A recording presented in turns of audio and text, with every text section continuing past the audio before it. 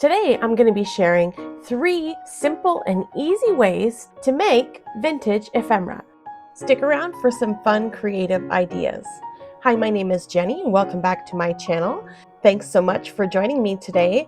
We're going to dive right in with the first idea, Ruffle Rolls. So this is a ruffle roll. This is a bunch of scrapbook paper that I've turned into what looks like a huge roll of ribbon. I've used my sewing machine and some techniques that I'm going to share with you to create this. So I have this large 12 by 12 paper pad, and it's just scrapbook paper.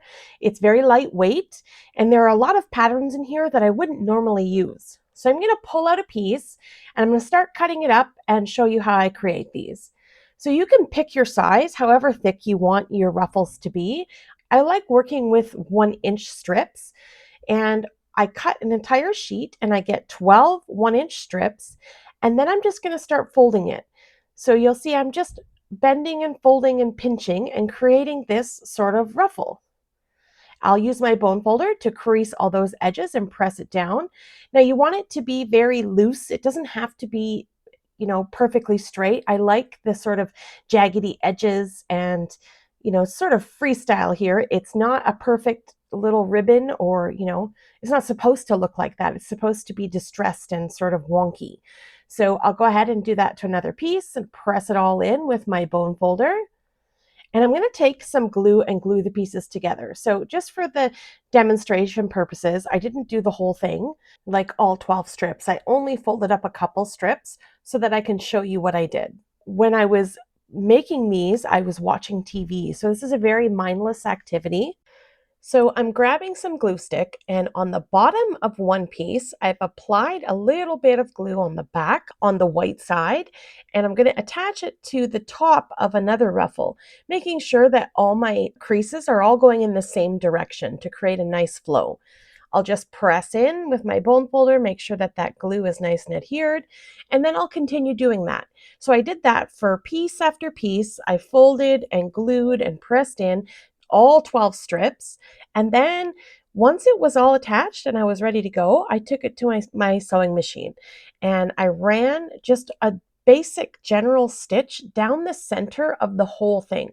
So I just took my time and just let the stitch run through the whole roll all the way until I was finished with my entire piece of paper, all 12 strips.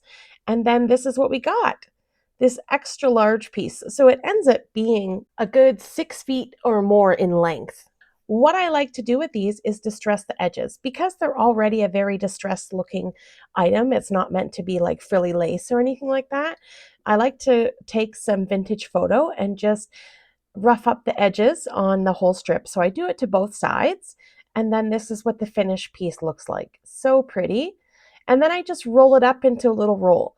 The larger ruffle roll that I shared earlier in this video has an empty thread spool in the center that I use to wrap my ruffles around. So here's a comparison between the sewed and inked up edges and then the not sewed and not inked up. So you can see the difference what it looks like.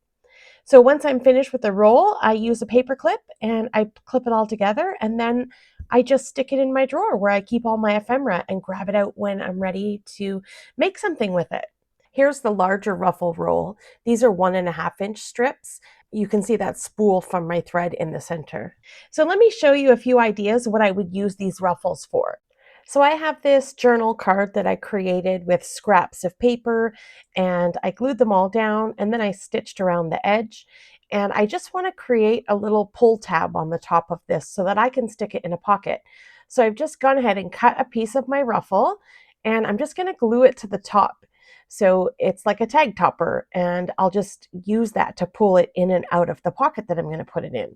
So I'm just using basic white glue here. You can go ahead and distress the edges if you want, or you could apply a second piece on the back and behind that ruffle so that it just covers up the white areas. Anyways, here we go. So here's what that looks like. I have a tag that I watercolored and stamped on, and I'm just going to ink up the edges. And I thought that this greened ruffle kind of matched it nicely.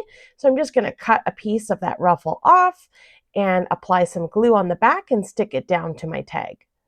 so that they just create some nice texture and dimension and a fun element. And you can use any kind of paper for this. You can use scrapbook paper, you could use little scraps, whatever you've got in your stash. You could even ink up paper and stamp on it and cut little strips and create elements like this to match whatever project you're doing. So here's a journal that I've made, and I have a ruffle on the edge of a journal card here. And that's how I would incorporate them into my journals, just on the edges of cards or tags. Or you could even take some of the ruffle and glue it right down to the page edges. It'd be a nice element to add to your journals to create some fluffy bulk. All right, let's move into number 2. This is faux coffee-dyed paper. For this technique, I'm going to use a gel plate. You could also use a glass work surface or any non-porous surface. So I've got some distress ink and a brayer and some water in a spray bottle, and I've got a blank white piece of copy paper.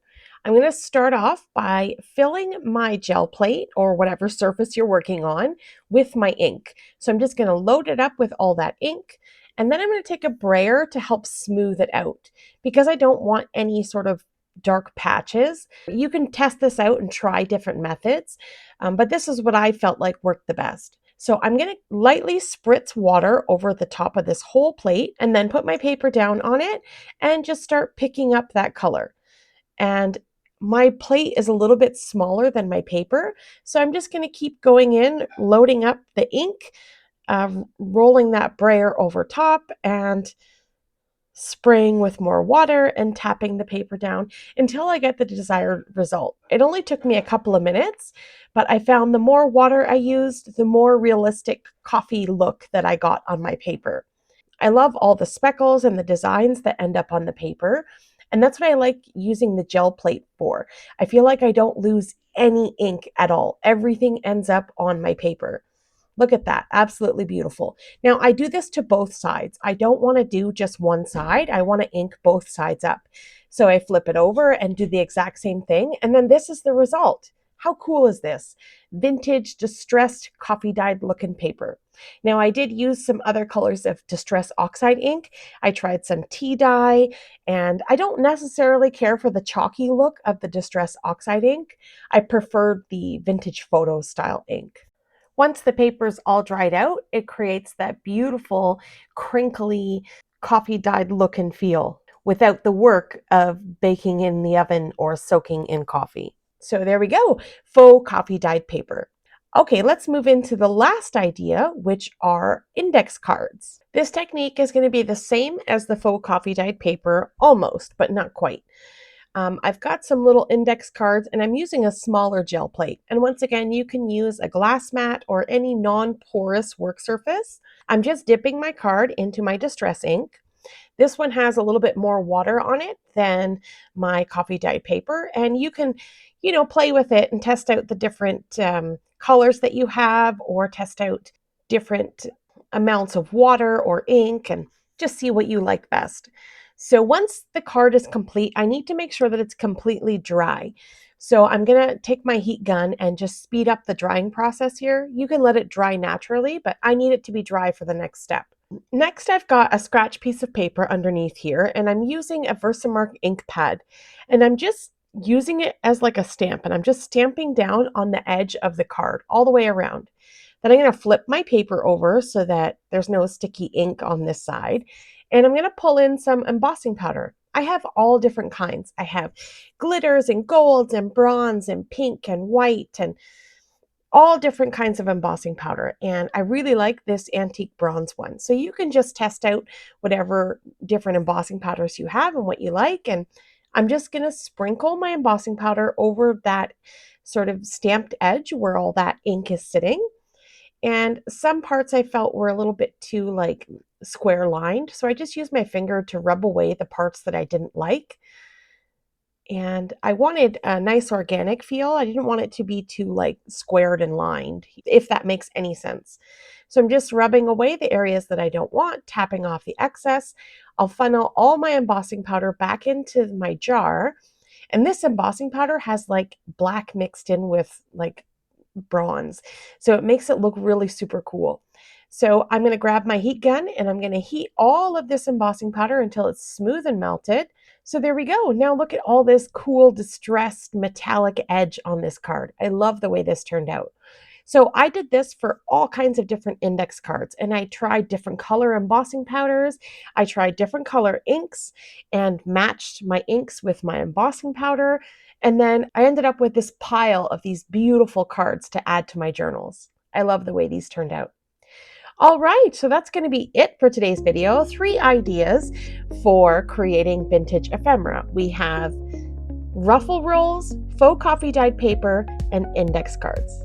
I hope that you got some inspiration out of today's video. If you haven't subscribed to my channel, I'd love to have you along my paper crafting journey. Coming up on screen are a bunch of videos I think you may enjoy. Have yourself a lovely day, and I'll see you in the next one. Bye!